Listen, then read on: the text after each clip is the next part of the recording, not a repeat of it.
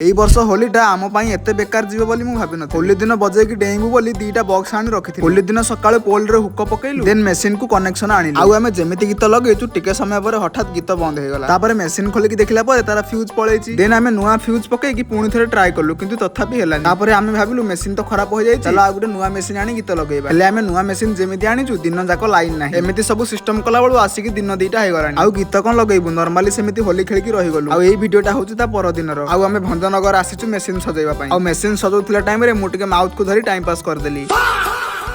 बाकी आमे जतिके एक्सपेक्ट करथिलु ताटू बहुत कम टंका रे मशीन सज हे गला। देन गोटे मोबाइल कवर दुकान को आसी मोर पुराना फोन पई गोटे नुवा कवर पकेइ देली। तापरे आमे आ लेट न करी समस्त चालिलु हम गां को। तो किछि समय पर घरे पहुंचला पर मु फटाफट पखाळ पेटे बाडे देली। खाई सारी कोठ घरे आसी देखे तो बॉक्स दुइटार साउंड चेकिंग चालिछि। आउ साउंड बहुत भलो रे भी सुबुछि।